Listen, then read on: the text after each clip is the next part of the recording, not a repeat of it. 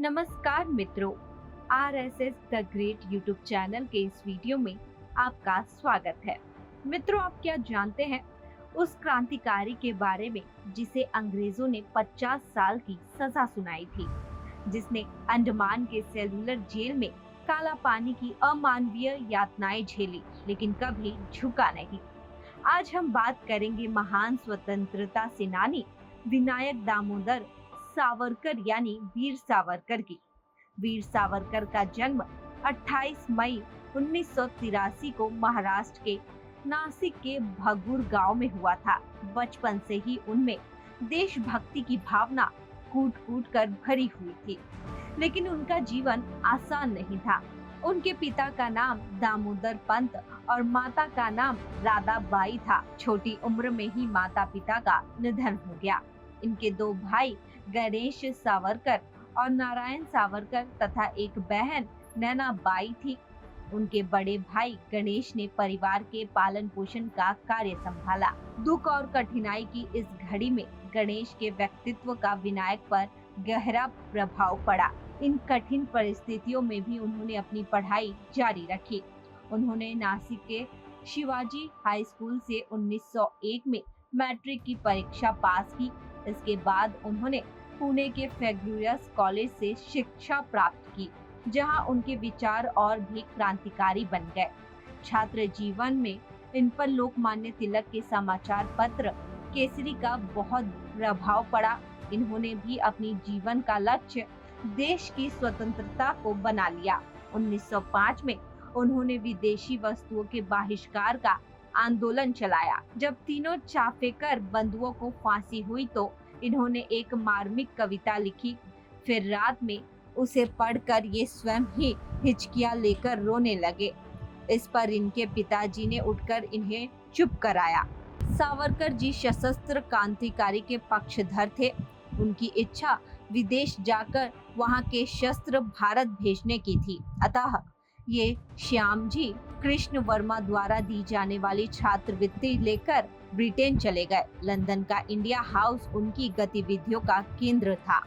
वहां रहने वाले अनेक छात्रों को उन्होंने क्रांति के लिए प्रेरित किया। कर्जन वायली को मारने वाले मदन लाल धिंगरा उनमें से एक थे। उनकी गतिविधियां देखकर ब्रिटिश पुलिस ने उन्हें 13 मार्च 1910 को पकड़ लिया। उन पर भारत में भी अनेक मुकदमे चल रहे थे, अतः उन्हें मोरिया नामक जलयान में भारत लाया जाने लगा।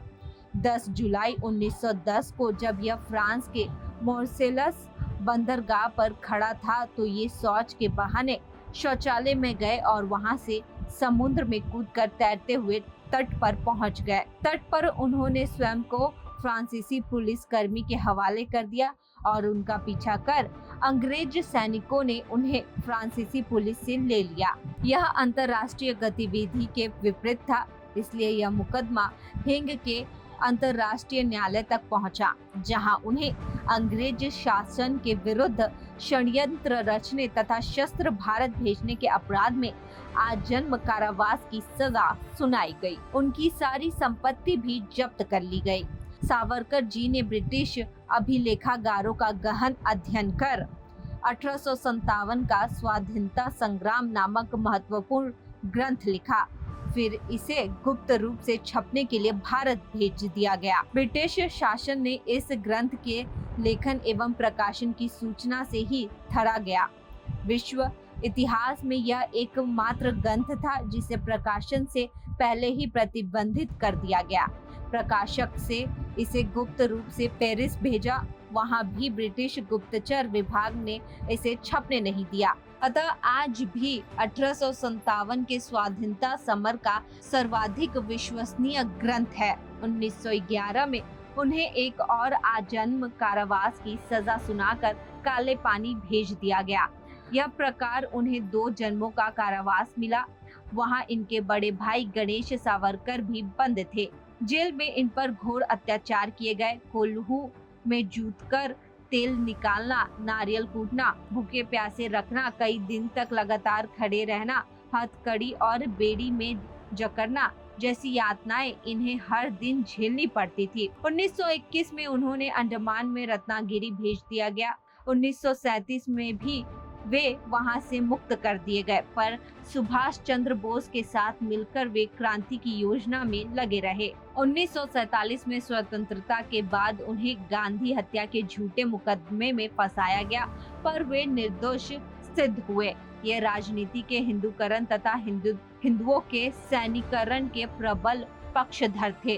स्वास्थ्य बिगड़ जाने पर वीर सावरकर ने प्रायोपवेशन द्वारा 26 फरवरी 1966 को देह त्याग दी। वीर सावरकर न सिर्फ एक क्रांतिकारी थे, बल्कि एक भाषाविद, बुद्धिवादी, कवि, अप्रतिम क्रांतिकारी, दृढ़ राजनेता, समर्पित समाज सुधारक, दार्शनिक, दृष्टा, महान कवि और महान इतिहासकारक और ओजस्वी वक्ता भी थे। उनके इन्हीं गुणों ने महानतम लोगों की श्रेणी में उच्च पायदान पर लाकर खड़ा कर दिया। हिंदू राष्ट्र की राजनीतिक विचारधारा को विकसित करने का बहुत बड़ा श्रेय सावरकर को जाता है। वे हिंदू संस्कृति में जातिवाद की परंपरा का विनाश करना चाहते थे। सावरकर के लिए हिंदुत्व का मतलब ही एक हिंदू प्रधान देश का निर्माण करना था। वीर सावरकर का जीवन संघर्ष, साहस और राष्ट्रभक्ति की मिसाल है। उनके विचारों पर मतभेद हो सकते हैं, लेकिन राष्ट्र के लिए उनका योगदान हमेशा याद रखा जाएगा। तो मित्रों, यह वीडियो कैसा लगा इसके बारे में कमेंट करके जरूर बताइएगा। अगली वीडियो की सूचना के लिए इस चैनल को सब्सक्राइब, लाइक और बेल आइकन दबाना ना भूलिए।